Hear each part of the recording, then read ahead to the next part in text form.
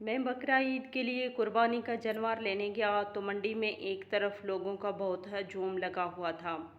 मैं इस हजूम के पास गया तो एक आम सा आदमी अपनी बकरी को लेकर खड़ा था। सभी लोग इस बकरी के इर्द गिर्द जमा थे और इस बकरी को बड़े गौर से देख रहे थे। मैंने आगे बढ़कर देखा तो बकरी के साथ एक कमज़ोर लागर सा आदमी खड़ा था, जिसे लोग अमाम दीन के नाम से पुकार रहे थे। अमाम दीन, अपनी बकरी को फिर से दिखाओ। मैंने तो ठीक से देखा भी नहीं था। ये बात सुनना थी कि अमाम दीन गुस्से में आ गया और कहने लगा, मैंने कुर्बानी वाले जानवर बेच दिए हैं और बकरी में बेचनी नहीं है। बस मैं तो इसे वैसे ही मंडी में ले आया था। मेरी बकरी को देखना हो तो मेरे घर आ जाना। वैसे भी ये बहुत थक गई है, इसे खाने पीने की ज़रूरत है। मैं इसे लेकर जा रहा हूँ। अमाम दीन ने इतने गुस्से में और गुरूर से ये बात कही थी कि इस बकरी की कोई जानवर ना हो बल्कि कोई अजूबा हो।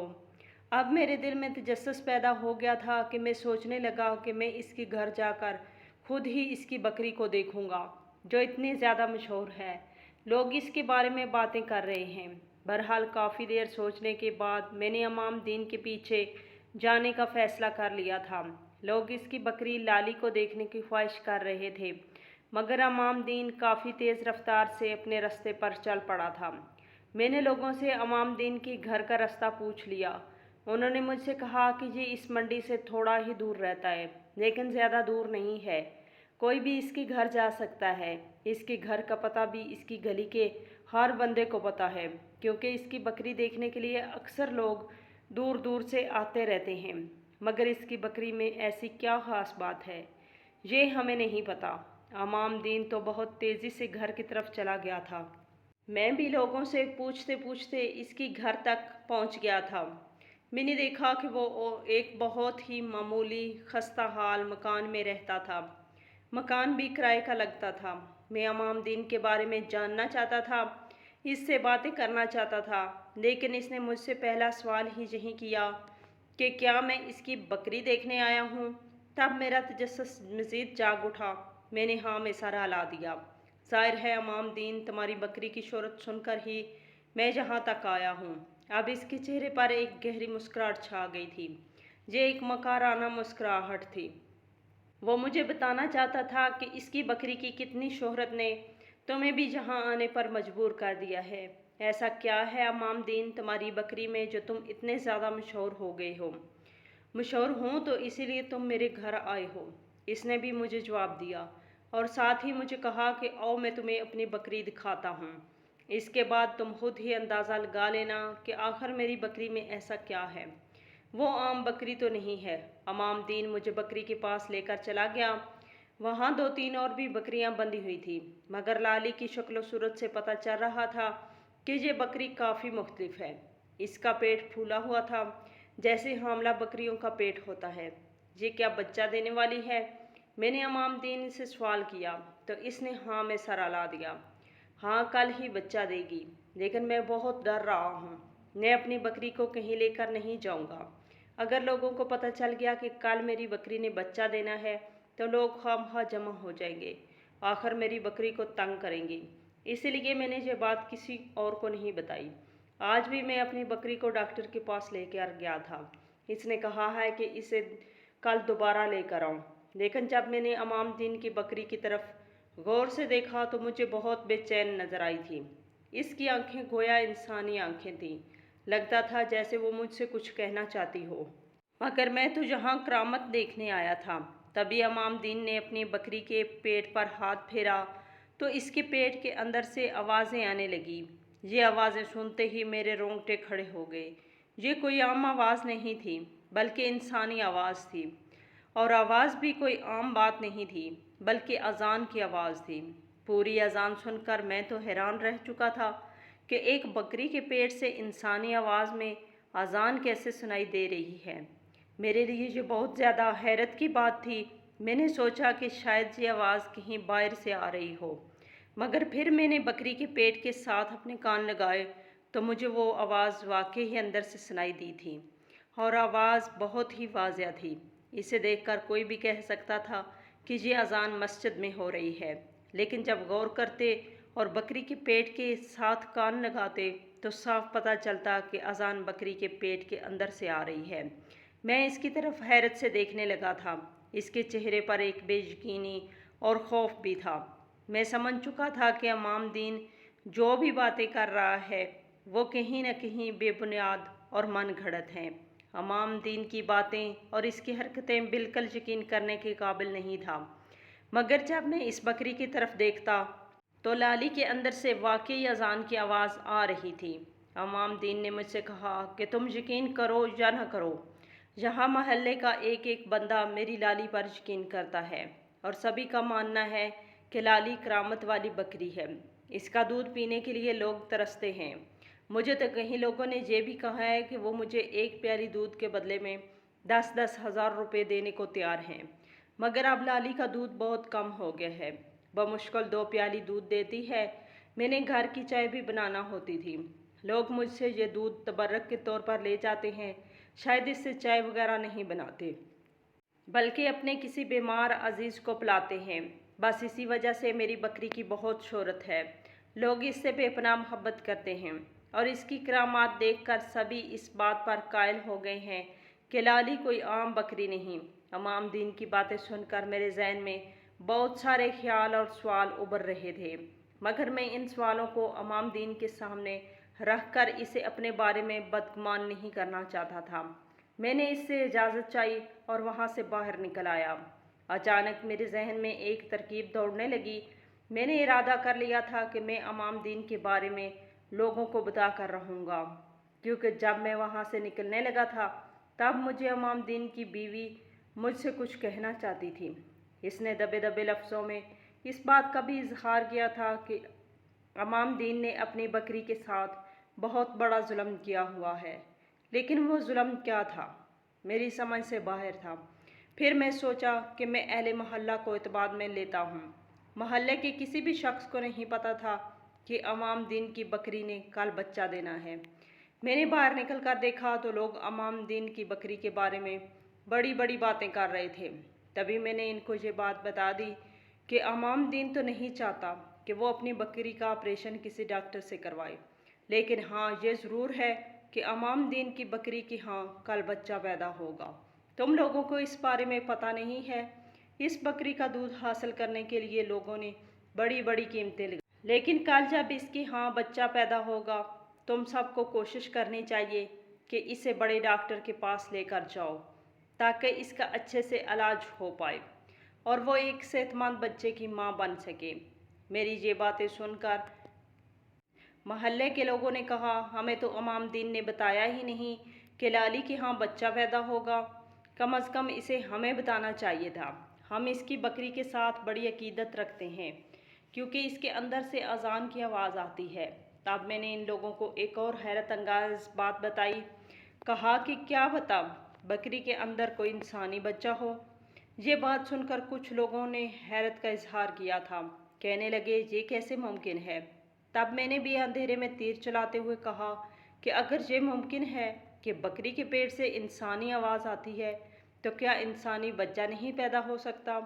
میری یہ باتیں سننے کے بعد سبھی لوگوں کو کافی حیرت بھی ہوئی اور اس بات پر یقین بھی ہو گیا کہ کل کچھ نہ کچھ خاص ضرور ہوگا۔ سبھی لوگوں کو میں نے تجسس میں ڈال دیا تھا۔ میں نے ان سے کہا تھا کہ کل اگر آپ لوگوں نے لالی کا خیال نہیں رکھا تو ہو سکتا ہے لالی تم سب سے ہمیشہ کے لیے ناراض ہو جائے۔ اب میں یہ بات جانتا تھا کہ امام دین نے سارے محلے والوں سے اس بات کو کیوں چھپایا تھا۔ یہ مجھے خود نہیں معلوم تھا، بس میں یہ چاہتا تھا کہ امام دین کا ناٹک پوری دنیا کے سامنے آ جائے، اس کا ظلم سبھی کو معلوم ہو جائے، کیونکہ اس کی بیوی نے خود اپنے منہ سے کہا تھا کہ امام دین نے لالی پر بہت ظلم کیا ہے۔ میں لالی کی مدد کرنا چاہتا تھا۔ امام دین کی بیوی نے بھی اپنے شوہر کے خلاف بلا وجہ بات تو نہیں بولی ہوگی، آخر اس کے پیچھے کوئی نہ کوئی وجہ تو ہوگی۔ اگلا دن امام دین کے لیے بڑا پریشان کن ہونے والا تھا، کیونکہ لوگوں کو امام دین سے زیادہ اس کی بکری سے محبت اور عقیدت تھی۔ کوئی بھی اس کی بکری کے خلاف ایک بات سننا پسند نہیں کرتا تھا۔ اگلے دن 2 بجے کے قریب میں دفتر سے فارغ ہو گیا تھا۔ تب میں نے دیکھا کہ امام دین کے گھر کے باہر لوگوں کا ایک ہجوم جمع تھا۔ امام دین کے گھر کے باہر اتنے لوگوں کا جمع ہونا صاف بتا رہا تھا کہ لوگوں کو میری بات پر یقین بھی ہے اور لوگ لالی کی مدد بھی کرنا چاہتے ہیں۔ میں بھی فوراً سے اپنی گاڑی سے نکل کر امام دین کے گھر کے باہر پہنچ گیا۔ لوگ امام دین کے گھر کا دروازہ پیٹ رہے تھے۔ دروازہ کھولو امام دین، ہم لالی کو یوں نہیں چھوڑیں گے، ہم اسے ڈاکٹر کے پاس لے کر جائیں گے۔ لوگ یہ باتیں کہہ رہے تھے مگر امام دین گھر کے اندر سے دروازہ نہیں کھول رہا تھا۔ یہ بات بڑی پریشان کن تھی۔ ہر کوئی امام دین پر غصہ کر رہا تھا۔ تبھی اس کی بیوی نے گھر کا دروازہ کھول دیا۔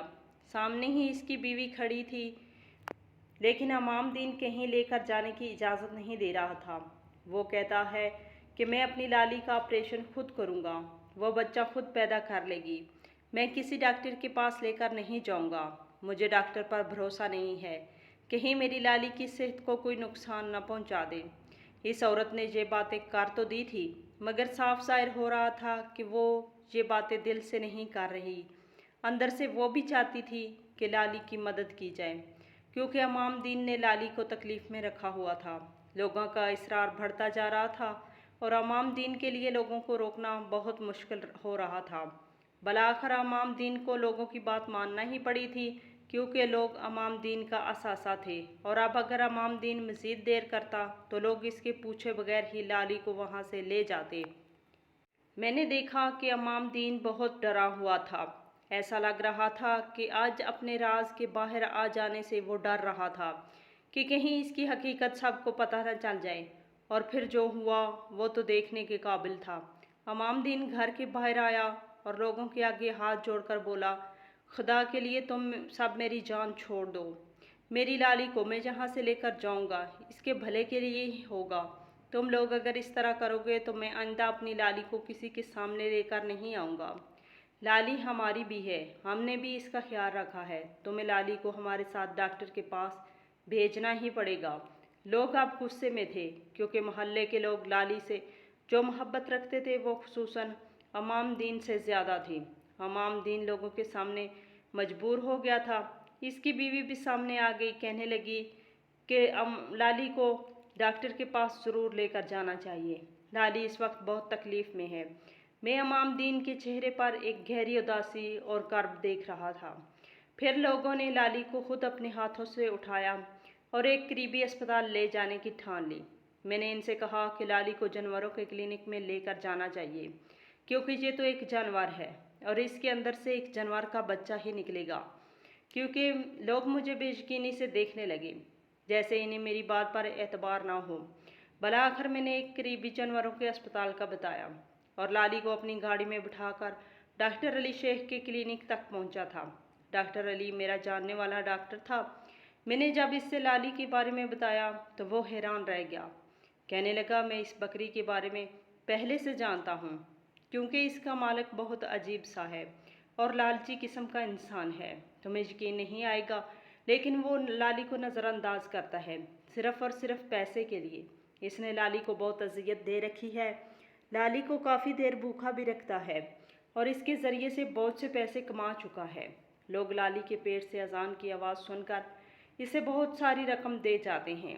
مجھے تو ان لوگوں پر بھی حیرت ہوتی ہے جو اس آدمی پر یقین کرتے ہیں۔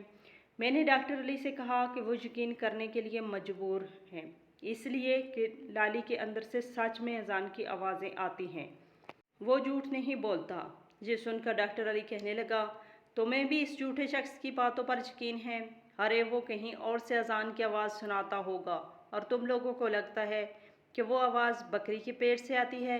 ڈاکٹر علی کو میں نے سمجھانے کی بہت کوشش کی کہ وہ جھوٹ نہیں بولتا اور واقعی اس کے اندر سے آواز آتی ہے۔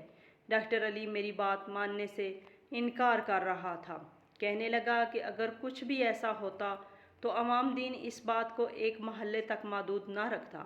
تمہیں پتہ ہے کئی بار میڈیا والوں نے امام دین سے رابطہ کیا ہے، وہ اس کی بکری کو دیکھنا چاہتے تھے مگر امام دین نے کسی کو اجازت نہیں دی۔ اس کی بکری کی فوٹو یا ویڈیو بنائی جائے، اس کا مطلب تو یہی ہے کہ امام دین لوگوں سے کچھ چھپا رہا ہے۔ ڈاکٹر نے اس بات پر مجھے اسی سے اعتراض ہونے لگا تھا کیونکہ میں یہ سمجھتا تھا کہ امام دین جھوٹ نہیں بول رہا۔ بہرحال یہ وقت ان باتوں کا نہیں تھا۔ کیونکہ لالی بہت سخت تکلیف میں تھی۔ امام دین کے نہ چاہتے ہوئے بھی لالی کو آپریشن کے لیے اسپتال لایا گیا تھا۔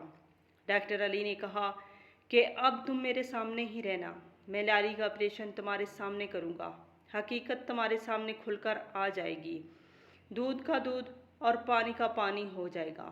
ڈاکٹر علی کی یہ باتیں سن کر میں نے دل میں تہیہ کر لیا تھا کہ آج میں بھی سچ جان کر ہی جاؤں گا، مگر جب امام دین کی بکری کا آپریشن کیا جانے لگا تو میں پریشان ہو گیا۔ مجھ سے یہ منظر دیکھا نہیں جا رہا تھا۔ میں اس کمرے سے باہر آ گیا۔ ابھی آدھا گھنٹہ گزرا ہی تھا کہ وہیں اذان کی آوازیں آنے لگی جو امام دین مجھے لالی کے پیٹ سے سنایا کرتا تھا۔ جیسے ہی میں نے یہ آواز سنی میں اندر جانے لگا۔ ڈاکٹر علی نے مجھ سے کہا کہ تم خود اندر آنے کی بجائے امام دین کو بلاؤ، میں اس سے سوال و جواب کرنا چاہتا ہوں۔ ڈاکٹر علی بہت سنجیدہ ہو چکا تھا۔ مجھے لگا تھا کہ شاید امام دین کی بات سچ ہو گئی ہوگی۔ امام دین جو کہتا تھا وہ سچ تھا، شاید اسی لیے ڈاکٹر علی اس سے بات کرنا چاہتا ہے، مگر ایسا نہیں تھا۔ امام دین کے آتے ہی ڈاکٹر علی اس پر برس پڑا تھا۔ تمہیں شرم نہیں آئی گندے انسان؟ تم نے ایک حیوان کو اتنی تکلیف میں رکھا ہوا تھا صرف اس لیے کہ تم چند روپے کما سکو۔ وہ امام دین کو ڈانٹنے لگا تھا۔ باہر کھڑے لوگوں کو بھی اس نے کہا کہ میں سبھی کو ایک چیز دکھانا چاہتا ہوں، اس کے بعد فیصلہ آپ لوگ کریں گے اور آپ کے لیے حقیقت کا جاننا بہت ضروری ہے۔ امام دین کی حقیقت سب کے سامنے آنے لگی تھی اور امام دین تھر تھر کانپ رہا تھا۔